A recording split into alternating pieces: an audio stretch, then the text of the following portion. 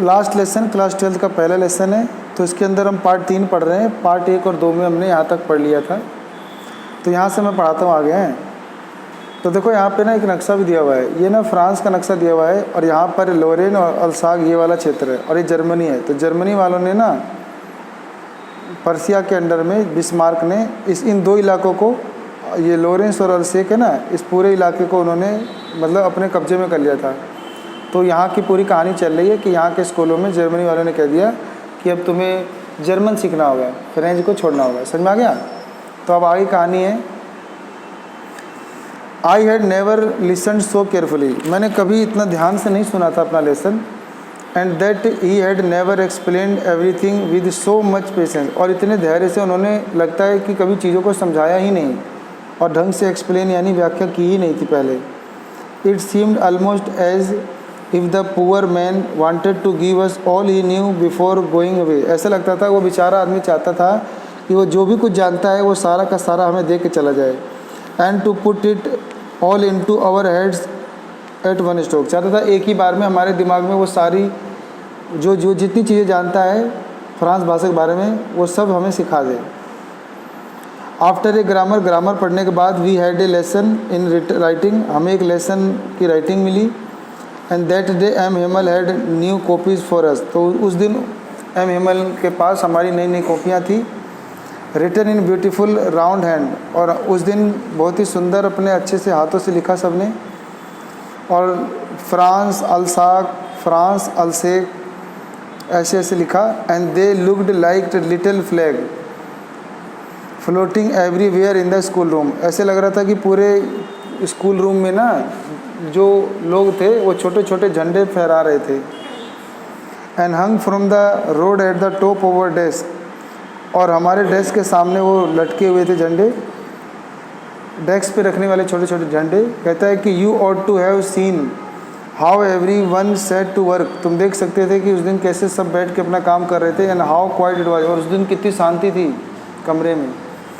The only word was the scratching of the pen, केवल एक ही शब्द सुनाई दे रहा था, scratching of the pen over the paper, केवल पेपर पे ना पेन चलने की आवाज़ आ रही थी कमरे में।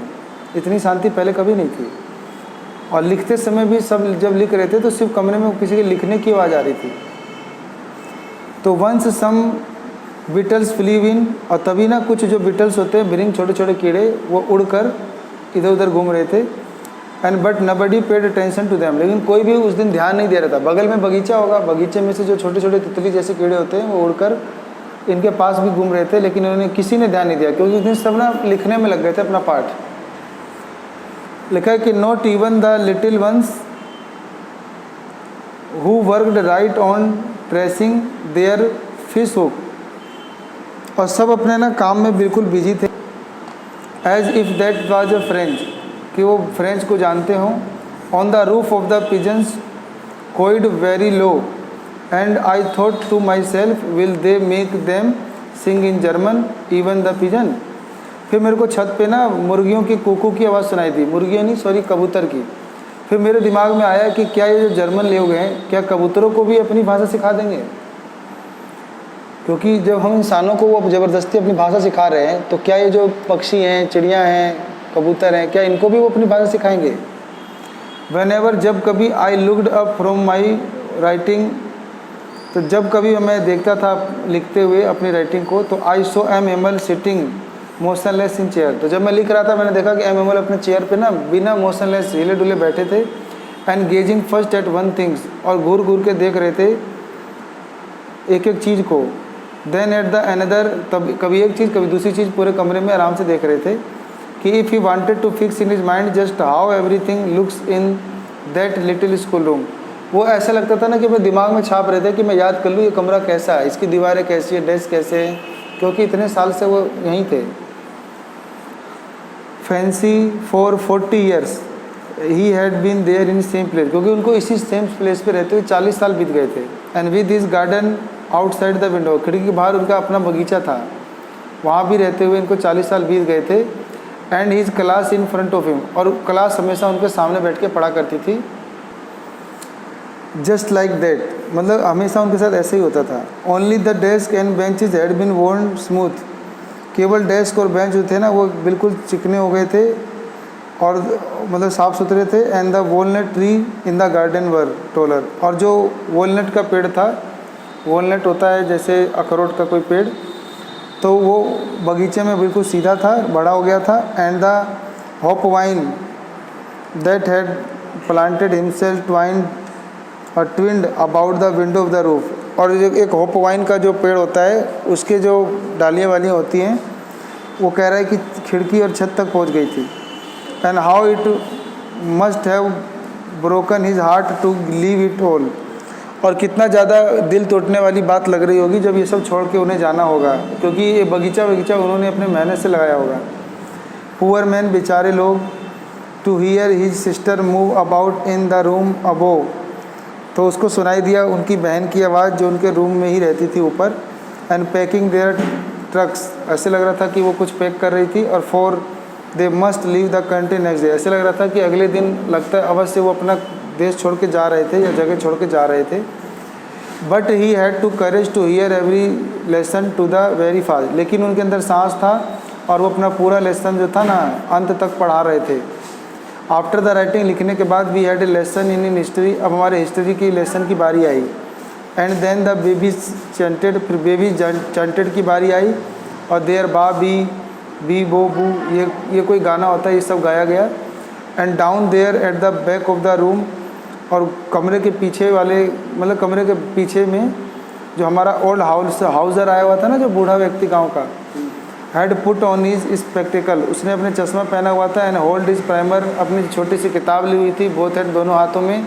And spell the letters with them, और उन्हें बहुत अच्छे से स्पेलिंग पढ़ रहा था। यू कुड सी दैट, तुम देख सकते थे कि टू वाज क्राइंग, कि वो सब रो रहे थे कहीं ना कहीं। His voice trembled with emotion, उनकी आवाज़ ना काँप रहे थे भावनाओं में, उनकी आवाज़ में दर्द महसूस हो रहा था। And it was so funny to hear him, उनको सुनना भी बहुत फ़नी भी लग रहा था। And we all wanted to laugh and cry, हम सब भी हंसना और चिल्लाना चाहते थे या रोना चाहते थे। How well I remember that, तभी हमें याद आ जाता था कि दैट वाज लास्ट लेसन, ये तो आखिरी लेसन है। All at once the church clock struck 12, तभी 12 बजे घंटी के बजने की चर्च में से आवाज़ आई। एंड देन द एंग्ल्यूज, तो उसके बाद एंग्ल्यूज की आवाज़ आई। एट द सेम मोमेंट, उसी समय, the terms of the Persian, तो पर्शियन जो सेना जो ड्रिल नहीं करी थी मैदान में, उनके भी ट्रम्पेट माने विजय की, मतलब उनके भी घंटी वंटी की आवाज़ आई। रिटर्निंग फ्रॉम ड्रिल, ऐसे लग रहा था वो अपना ड्रिल करके लौट रहे थे, उनके लौटने की आवाज़ आ रही थी। साउंडेड अंडर आवर विंडो, हमारी खिड़की के अंदर आवाज़ आ रही थी। M Hamel stood up, M Hamel खड़े हो जाते हैं। वेरी पेल, बहुत पीले से पड़ जाते हैं। एनी चेयर, अपने चेयर में पीले पड़ गए थे, वो खड़े हो जाते हैं। And I never saw him look so tall, अब मैंने उनको इतना लंबा कभी नहीं देखा था जब वो खड़े हुए। फिर वो कहने लगे, माई फ्रेंड, मेरे दोस्तों, उन्होंने कहा, ही सेड, आई मैं, वो कुछ कहना चाहते थे। बट समथिंग चोक्ड हिम, लेकिन लगता था किसी ने उनका चोक्ड, यानी ऐसे लगता है किसी ने गला दबा दिया, यानी गला रोक लिया बोलने से। And he could not go on, फिर वो कुछ बोल नहीं पाए या कुछ कर नहीं पाए। Then he turn to the black board, फिर वो ब्लैक बोर्ड की ओर मुड़े। एंड टूक ए पीस ऑफ चौक, उन्होंने ना एक चौक का टुकड़ा उठाया। देखो आखिरी की लाइन ध्यान से पढ़ो। तब उन्होंने मुड़े, अपना चौक उठाया। And bearing on with all his might, और हिम्मत और साहस दिखाते हुए, he wrote as large as equal, वो जितना ज़्यादा बड़ा लिख सकते थे तो ब्लैक बोर्ड पे लिखने लगे। वो देखो उन्होंने ब्लैक बोर्ड पे क्या लिखा, लाइव ला फ्रांस, यानी फ्रांस अमर रहे, ये लिख के वो चले गए।